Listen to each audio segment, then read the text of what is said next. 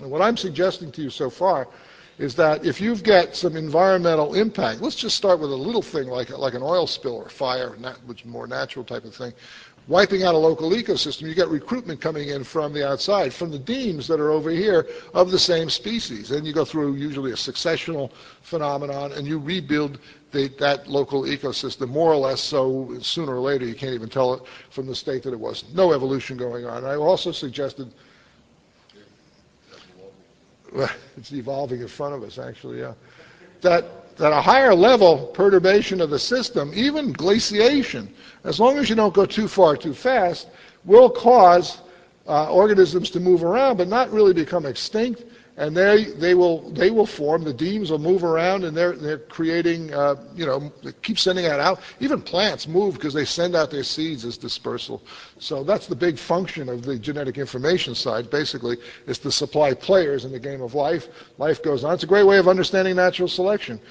You play the game of life in a local ecosystem, and those organisms within a population that succeed better have a tendency to leave more genes behind and on this side and so forth, and their descendants are the ones that go on and live over here.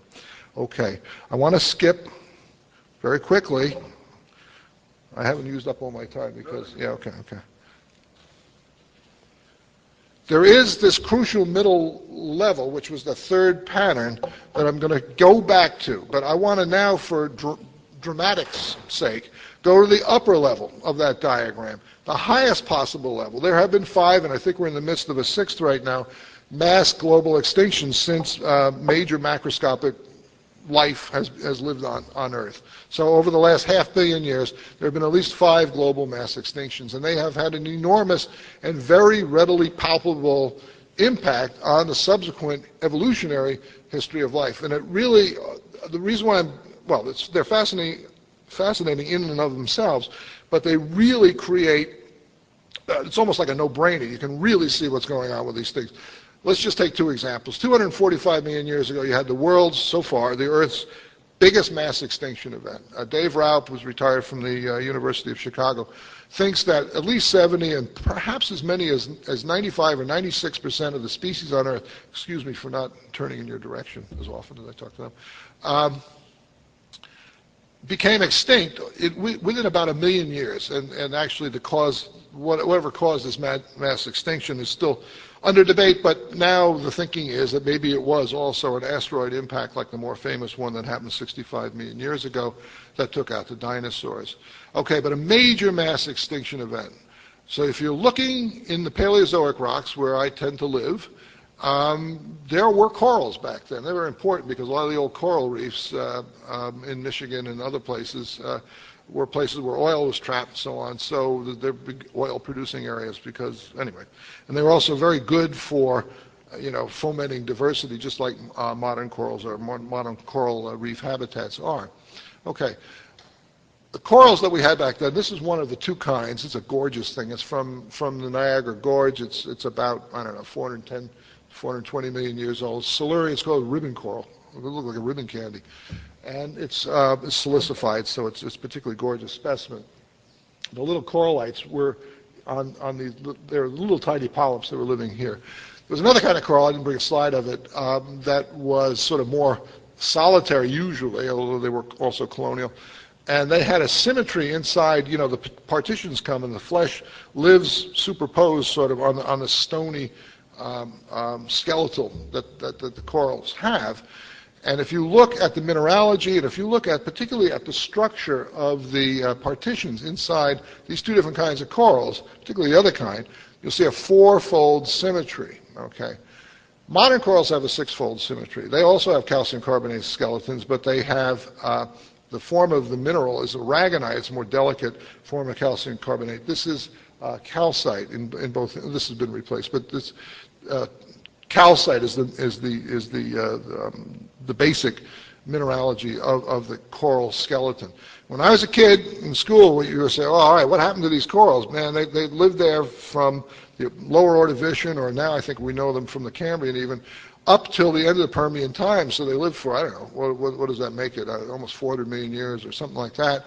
And they were doing fine. And then all of a sudden, after about 5 or 6 million years, when there's nothing in the lower Triassic, you get modern corals. You get these kinds of things, which this is a Miocene one. It's only about 20 million years old. But that's a modern coral, and if you really study, you see this six-fold symmetry in there. But otherwise, it's coral. I mean, but if you look at the details of it, it's from the lower Triassic up to the recent, it's one kind of thing, and then prior to that had been something systematically and consistently different. And so people would make up stories about how you got the sudden rapid change, well, after sort of a break of 5 or 6 million years. And now what we know is that through modern studies, molecular biological studies, but also anatomical studies, that the modern corals, their closest relatives are not those Paleozoic corals, they are sea anemones. They're anatomically identical. It's just sea anemones are naked corals, basically. And actually, sea anemones, just somebody at the University of Kansas just told me, if you look at an evolutionary tree of relationships, you'll see anemones actually fit inside the modern coral group. They're just one side branch.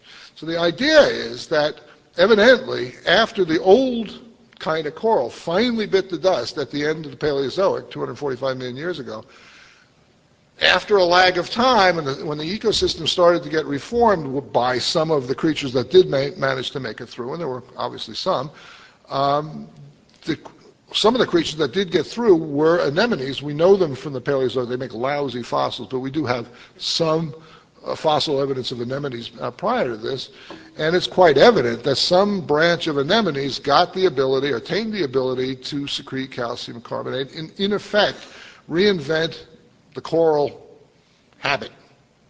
So that's, you get this picture that life reinvents itself in ecological sense, not sometimes in any great detail, but the greater the impact of the extinction event, taking out whole large groups, the more different from the genetic side is the material that is then used, if it's possible, to sort of recreate some semblance of what was there before. And it sounds like this is purposeful.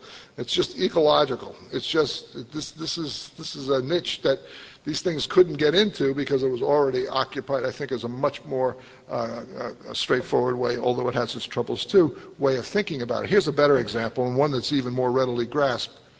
These guys ruled the Earth from the Upper Triassic, sometime in the Upper Triassic, up into, Peter knows much more about this than I do, until about 65 million years ago. And this is Tyrannosaurus itself, although Peter Larson tells me this might not actually be a Tyrannosaur, but we're not telling anybody back at the museum yet about that.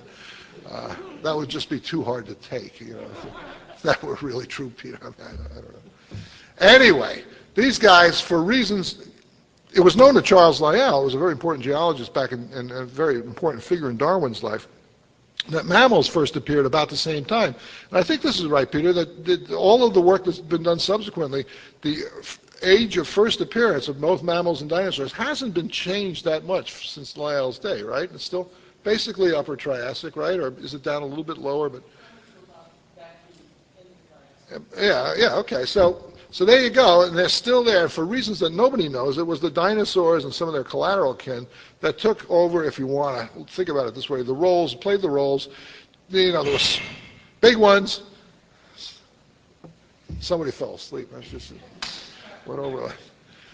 You know, little ones, big ones, intermediate-sized ones, scavengers, hunters, plant eaters, you name it. All that whole panoply of ecological roles that were being played. And mammals, for the most part, there were several different kinds, basic kinds, if you will, to use creation as rhetoric for a moment, of mammals, but they were all pretty ecologically non-differentiated. They were either insectivores or they were, some of them ate fruits, but they were all pretty much, Al Romer is a great paleontologist of the 20th century up at Harvard, call them the rats of the Mesozoic, basically. I mean, that's just, you know, and they didn't diversify anywhere near in the way that the dinosaurs did in their collateral kin until after the dinosaurs finally did bite the dust 65 million years ago, probably because a result of the impact. And here's a Coryphodon